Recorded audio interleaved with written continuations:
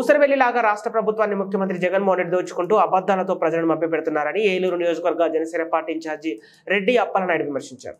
ఏలూరు జిల్లా ఏలూరు నగరంలో జనసేన పార్టీ కార్యాలయంలో విలేకరుల సమావేశం జరిగింది.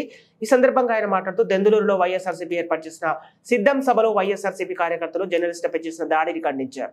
రాష్ట్రంలో ఇసుక, మద్యం, విద్య, వైద్య రంగాలలో ప్రతి దాంట్లో అవినీతి ఆరోపణలు వచ్చినటువంటి నిమ్మకు నీరెత్తినట్లు అన్ని రంగాలను నిర్వీర్యం చేశారని విమర్శించారు. జనసేన అధినేత పవన్ కళ్యాణ్ అదేవిధంగా విజన్ ఉన్న నాయకుడు చంద్రబాబును విమర్శించే అర్హత జగన్కు లేదన్నారు. దళితులపై దౌర్జన్యాలు చేస్తున్న 5 సంవత్సరాలుగా జైల్లో మరుగుతున్న కోడికత్తి సీన్ వ్యవహారంలో జగన్మోహన్ రెడ్డి ఏం సమాధానం చెప్తాడని విమర్శించారు. రాబోయే ఎన్నికల్లో ప్రజలు వైసీపీ పార్టీని ఓడించడానికి సిద్ధంగా ఉన్నారని, జనసేన తెలుగుదేశం పార్టీ అలయన్స్ తో రాష్ట్రంలో జనసేన తెలుగుదేశం పార్టీ విజయం సాధిస్తుందని ధీమా వ్యక్తం చేశారు.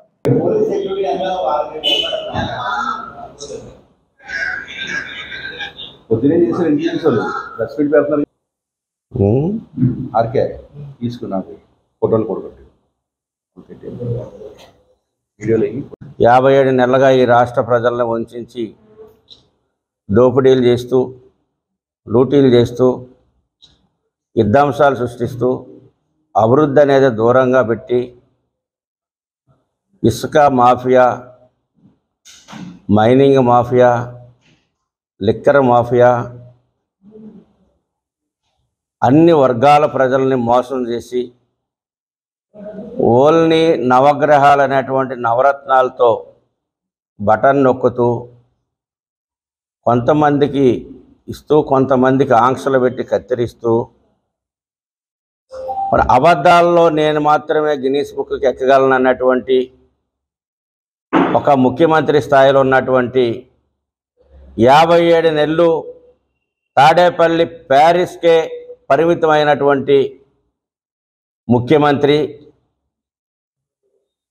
నాకే తోడేళ్ళు లేవు, నాకే మీడియా పత్రికలు తోడు లేదు, నాకున్నటువంటి సాక్షి, నాకున్నటువంటి భారతీయ సిమెంటు, నాకున్నటువంటి లక్షల కోట్ల రూపాయలు, నాకున్నటువంటి ఏ రాష్ట్రంలోకి వెళ్ళినా 150-200 గదులతో ఉన్నటువంటి ప్యారిస్లు తప్పించి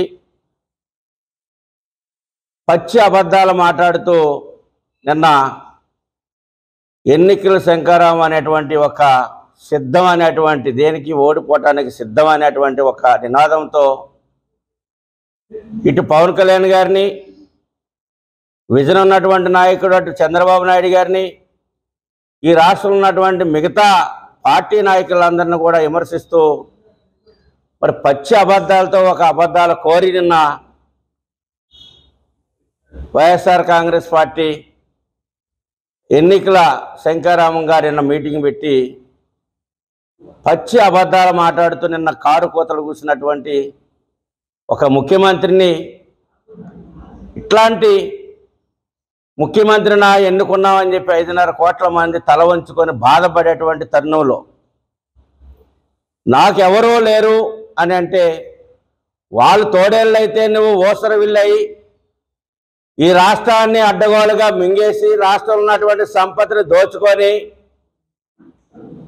ఈ రోజున కంటైనర్ల డబ్బులు తరలిస్తూ మరలా రేపొద్దున ప్రజలను మోసం చేసి నేను ఇక బటన్ నొక్కుతాను, నాకు ఒక్కసారి మీరు బటన్ నొక్కండి అని కారు కోతలు కూస్తూ ఏదైతే ప్రజాస్వామ్యబద్ధంగా వెళ్తున్నటువంటి పార్టీలు, జనసేన పార్టీ కానివ్వండి, ఇటు తెలుగుదేశం కానివ్వండి, ఇవన్నీ కూడా ప్రజాస్వామ్యబద్ధంగా ఈ యొక్క ప్రజల యొక్క ఆశలకి, ఆకాంక్షలకి, ఆంధ్రప్రదేశ్ ఉన్నటువంటి రాష్ట్ర ప్రజల యొక్క భవిష్యత్తు కోసం ఎలియన్స్గా వస్తే, ఓ పక్కన వదిన గారు అంటాడు బీజేపీ అధ్యక్షురాలని, ఓ పక్కన నీ చెల్లెలే రోడ్డెక్కి నువ్వు చేసినటువంటి మోసాలు, ఘోరాలు, నేరాలు బయట పెడతా ఉంటే, ఓ పక్కన నీ తల్లే నిన్ను లెక్క చేయకుండా ఉంటే, నువ్వు ఈ ప్రజల రాష్ట్రంలో ఉన్నటువంటి అక్క చెల్లెమ్మలని, అన్నలని, తమ్ముళ్ళని, అవ్వలని నువ్వు ఇంటిలోని తల్లిని, చెల్లిని బయట గెంటి వేసి నీ బాబాయిని మర్డర్ చేయించి నువ్వు కోడికత్తి డ్రామాలాడి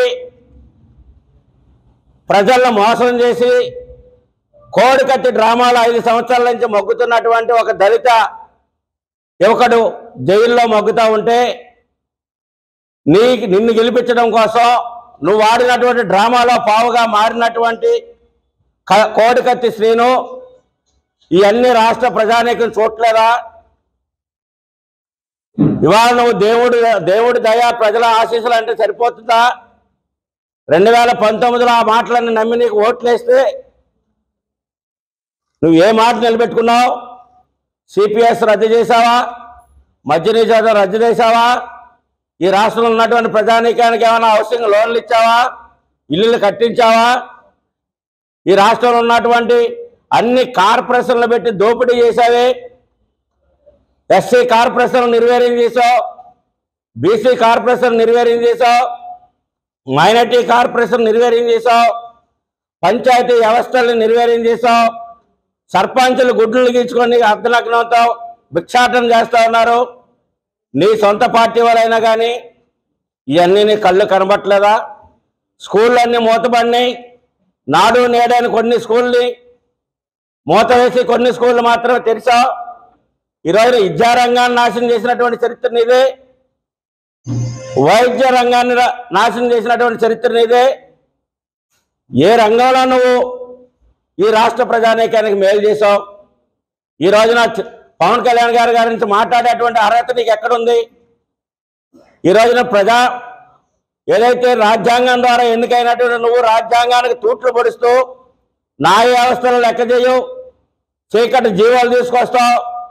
ఈ రోజున 89 మంది సలహాదారులు పెట్టుకొని దాదాపు 680 కోట్ల రూపాయల వాళ్ళకి సలహాదారులకు జీతాలు ఇచ్చి నీ పక్కన ఉన్నటువంటి గూండాగాళ్ళు నీకు సలహాదారులు, నీ పార్టీలో తిరిగేటువంటి చెంచాగాళ్ళు నీకు సలహాదారులు, అన్ని నేరాలు నువ్వు చేసి మరి నిన్న సభలో చూసాం. మీరు తీసుకొచ్చినటువంటి జనం ఏంటి? క్వార్టర్ బిర్యానీ కొన్ని ప్రదేశాల్లో 500 రూపాయలు ఇచ్చినప్పుడు కూడా నువ్వు ఎక్కినప్పుడు ఎక్కించిన బస్సులు మళ్ళీ ఖాళీగానే వెళ్ళి వెనక్కి. బయట జనం ఉన్నారు, గ్రౌండ్లో జనం లేరు. శివరాఖరికి ఎంత నీచంగా తయారయ్యావంటే మీడియా పైన కూడా దాడి చేసేటువంటి సంస్కృతికి కార్యకర్తల్ని నీ నాయకులు తీసుకొచ్చావే. నీది కూడా ఒక మీడియా సంస్థే కదా, నీ యొక్క పెట్టుబడులు కూడా కొన్ని మీడియా సంస్థలు ఉన్నాయి కదా. ఆ ఛానల్ ఏంటో మాకు తెలియవా? ఈ రోజున రాష్ట్ర ప్రజానీకాన్ని మోసం చేస్తూ మళ్ళీ మోసం చేయడం కోసం ఈ రోజున ఏదైతే రాష్ట్ర ప్రజానీకం కోసం పోరాడుతున్నటువంటి యుద్ధం చేస్తున్నటువంటి నీ మీద యుద్ధం చేస్తున్నటువంటి పవన్ కళ్యాణ్ గారి గురించి నువ్వు మాట్లాడతావా? ఇంచేపు నీకు ఇంకేం దొరుకుద్ది? దత్తపుత్రుడు, అంతకుమించి నీకేం దొరికింది? లేకపోతే 3 పెళ్ళిళ్ళు, అంతకుమించి నీకేముంది? కానీ నీ ఒళ్ళంతా విషమే,